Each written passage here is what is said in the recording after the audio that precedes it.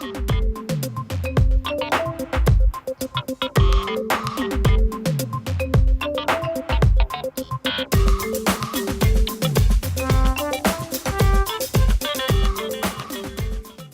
ladies and gentlemen, Professor Terence Chua, thank you very much for having me here this afternoon. I count it a very great privilege to be able to spend this time with you. No, you already got the introduction to these two books.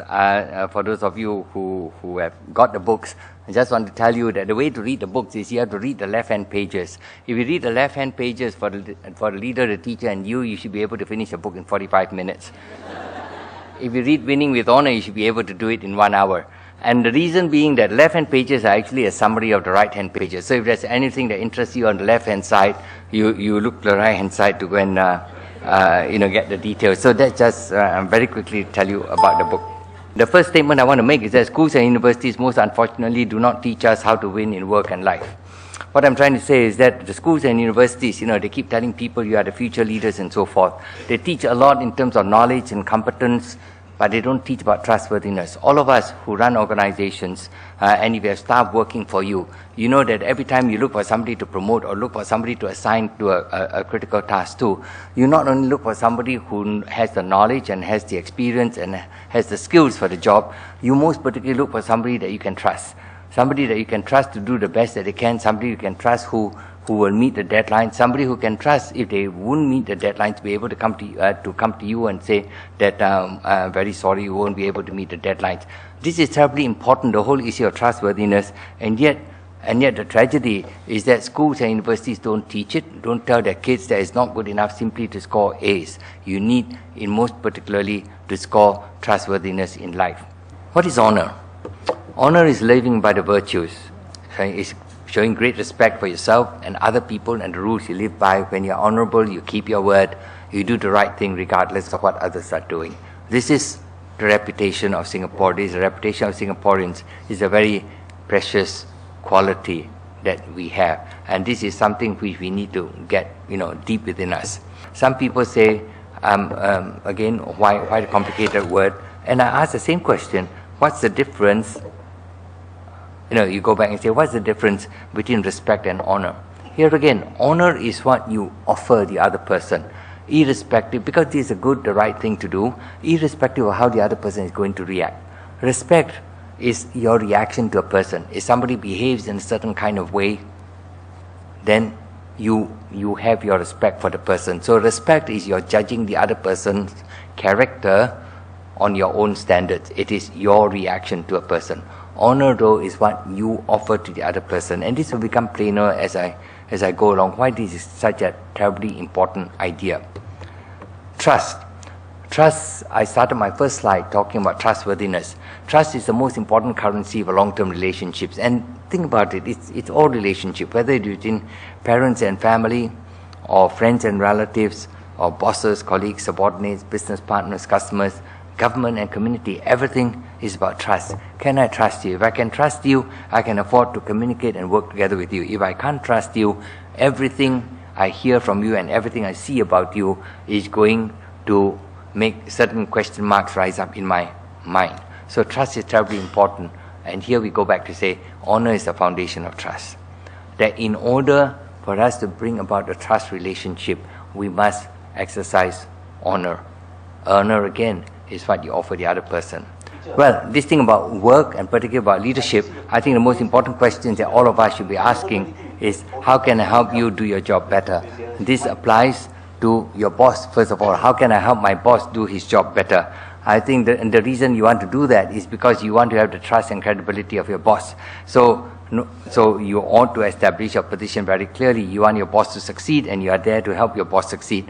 You are not there to undermine him. Second one is, how can I help you do your job better, is really your colleagues. How can you help your colleagues do their job better? And you say, that's crazy, my colleagues are my competitors. But in life today, there are very few things that we can do all on our own. Many things that you have to do with a whole group of people, and therefore you say, even if your colleagues will not go out of the way to undermine, will not go out of the way to help you, and they will more than likely, if you have this kind of attitude towards them, not go out of the way to undermine you. And third, of course, for everyone who's got staff under them. That's our primary duty. How can I help our staff do their job better? How can we help our staff be the most successful they can possibly be, to be the best they can be and to do the best that they can? Leadership, as I said, making good things happen which on their own would not happen. Good is terribly important down there, because otherwise we say if you are chief of a gang of robbers, you also make things happen. But good, as leaders, we have to ask ourselves the question, is this good or not? Leading most of the time, we conceive of leading as being from the front. But my thesis is that you want to move from position of leading from the front to leading from the side. You are the pacemaker. You are running with your people. You're trying to help them build up their muscles. At the end of the day, you want them to be capable of doing these things themselves. And so you lead from the side. You move from there to a position of leading from behind. You're looking out for their people. You're telling them, this is your game. You go and you run the race. And I wish very much that you will win, but let me be your coach, let me be your mentor, let me tell you what the obstacles you face are and how you can be better. But the most important goal for all of us as leaders is to lead from within. That even when we are not around, there's something about the way we think, there's something about the way we behave, which has entered into our staff, and they would be there making the right decisions and behaving the right way, even though we are not around. That should be the ambition of all leaders. Now, this is a saying by Lao Tzu. It says, as for the best leaders, the people don't notice their existence. The next best, the people honor and praise. The next, the people fear. And the next, the people hate. When the best leader's work is done, his aim fulfilled, the people will say, we did it ourselves. And I think everyone who's leading a group of people, we need to understand this, that when our work is done, our aim fulfilled, that our people will be able to say, we did it ourselves. So, would we have this attitude of helping our people grow up and be the best they can? Next, I want to give you some comments about winning in life. Honor is living by the virtues, as I mentioned to you just now. You do the right thing regardless of what others are doing. Secrets of a satisfied life. There's this very well-known study. It's called the Harvard Grant Study. It is a study of 268 Harvard graduates, starting from the year 1938. And they trace their lives for 75 years. And every year they keep in touch with all these 268 graduates and keep asking them the question, how are things like, what's happening with your life? And they do all kinds of tests along the way just to check. And this is their conclusion after the 75 years study. First conclusion, value love above everything. It's not only about your giving love, it's also positioning yourself in a way of being able to receive love. Value love above everything. Some people will say, you don't need 75 years of research to come to that conclusion, but anyway, they did 75 years, right? And this to affirm the point, value love above everything. Second is to say relationships matter a lot. And there are some interesting studies down there which talks about relationships with mothers and relationship with fathers. Both have their own particular impacts, but both relationships are very important. So for those who are mothers and fathers down here, it's worthwhile for you. You can go and Google and talk about this Harvard Grant Study. Beware alcohol and cigarettes. They talk about how many people suffer depression. Alcohol, a leading cause of divorce. This is about the Harvard graduates. Beware alcohol and cigarettes. Fourth, be content. Learn how to be content in life rather than all the time being unhappy about other people. Next is never too late to change. As really saying, no matter where we are in life, we can always change our attitude, change our perspectives of people for things to be better. What you are, and that if life is not very good now, it doesn't mean that it will be bad 50 years, 30 years, 40 years from now. And what you can be when you are 80 years old, it is something which, don't go on the basis of if life is not too satisfactory today, it will forever be unsatisfactory. The study shows simply that people who succeed later in life don't necessarily have the best of life when they are 40 or 50 years old, and those who had a great thing at 40 or 50 years old don't necessarily end up in a good state when they are later when they are 70 years old.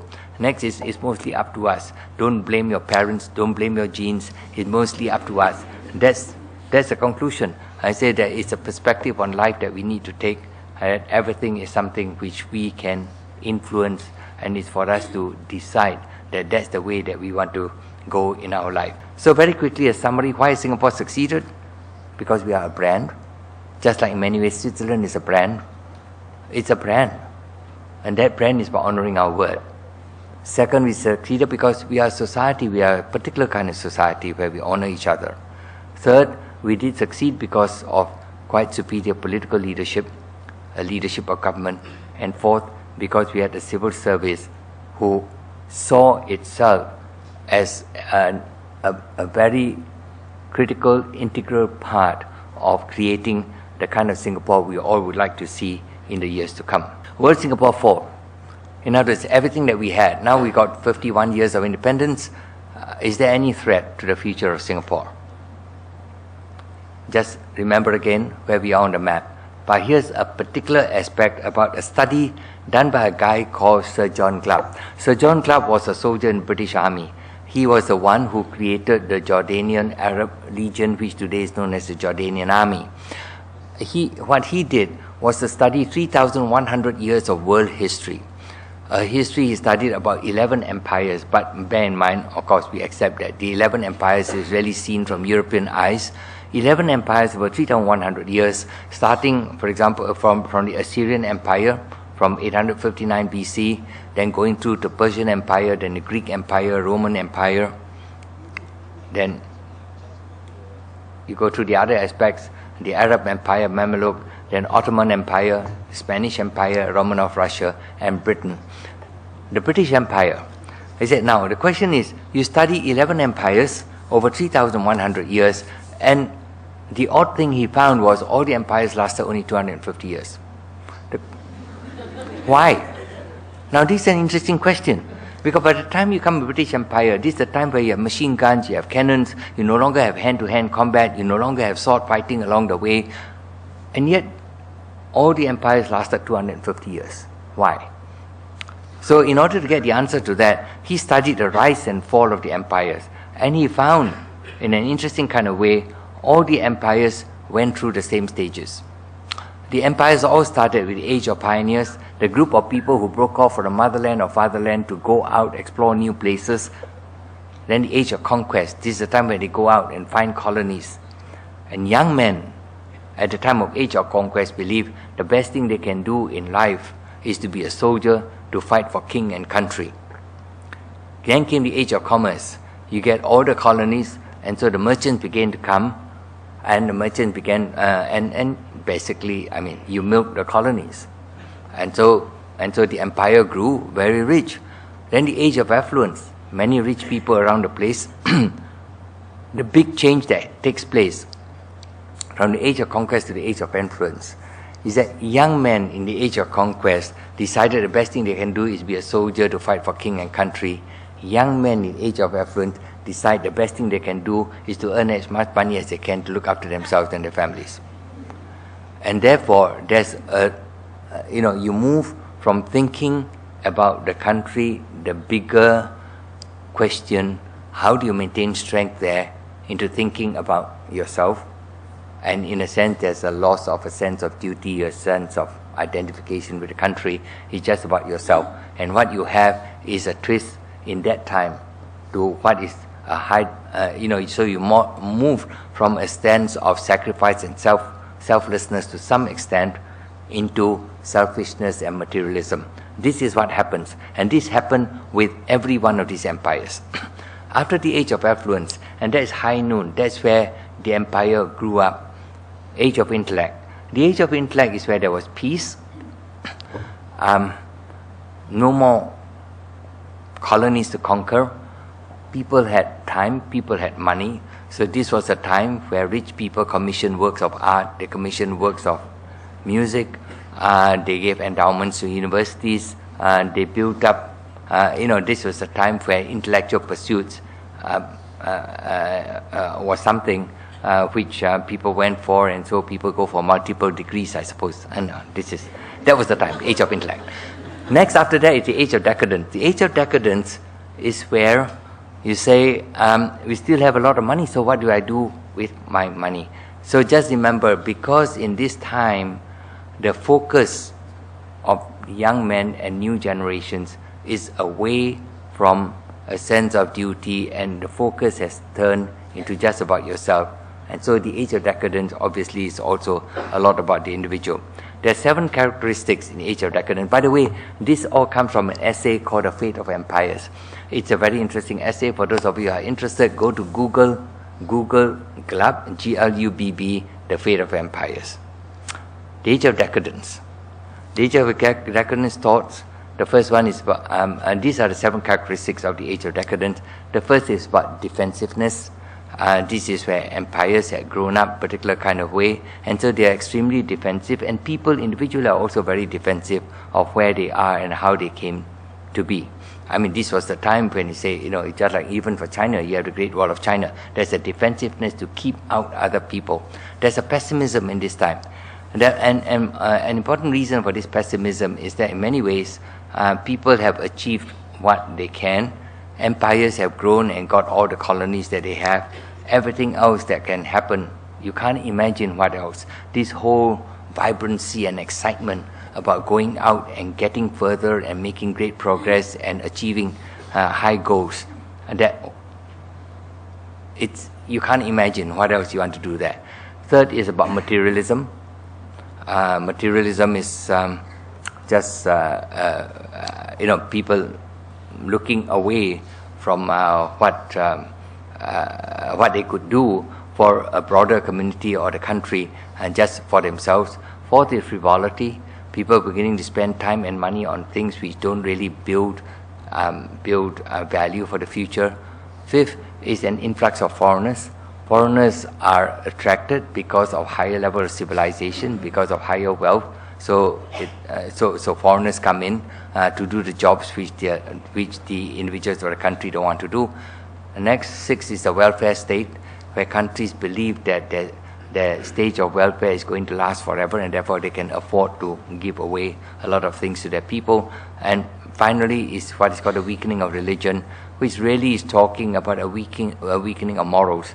There was a guy called David Brooks, who's a social commentator in the New York Times, for example, that he wrote a commentary on American society under the heading of relativism, and he said the scourge of American society today is what he calls a culture of non-judgmentalism, which means no one should be judging anybody else. Anyone can think whatever he likes and do whatever he wants.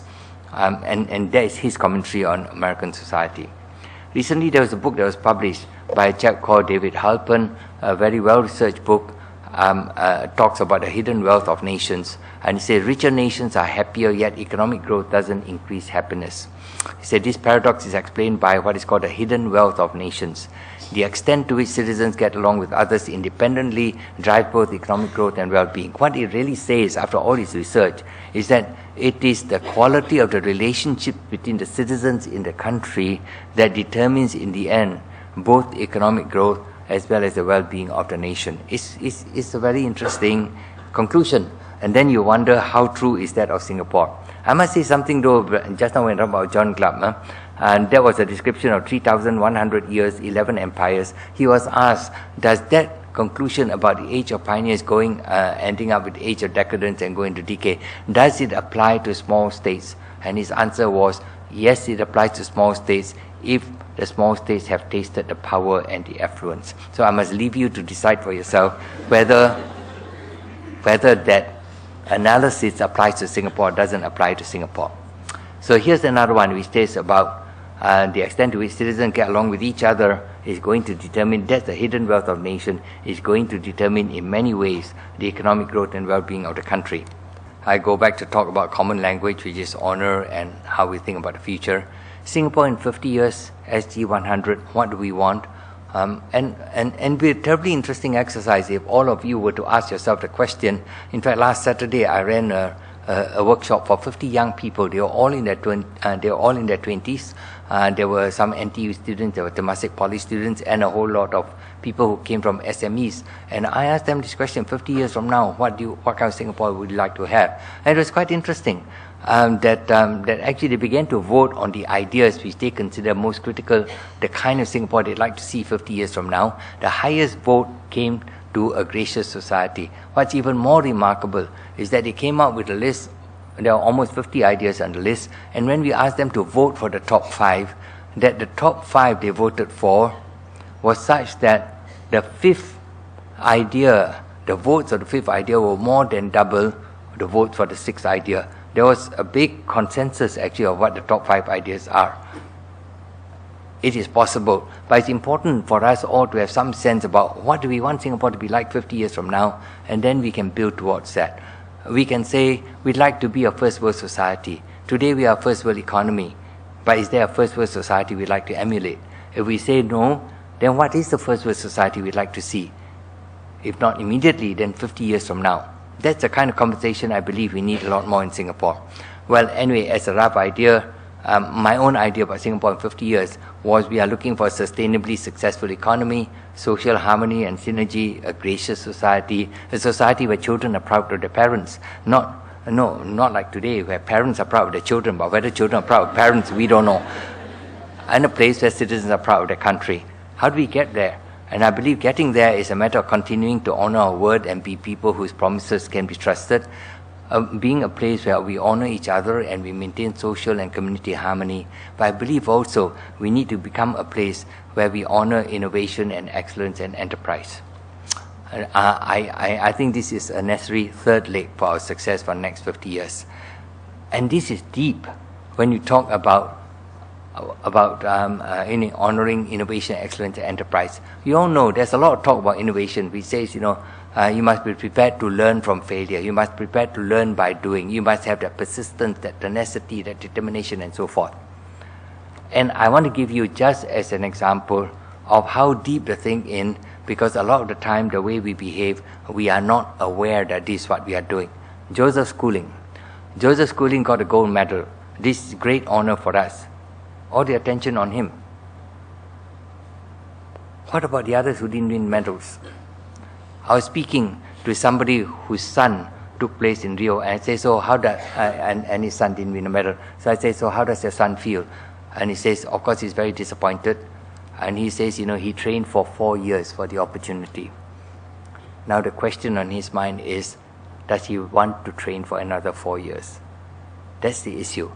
When you think about it and you think about your children, if you pay attention just to the gold medalists, if you win, you count for something. You don't win, you don't count for anything. You are killing this whole idea about innovation and enterprise. You're killing it. And yet, unconsciously, subconsciously, that's the way we behave.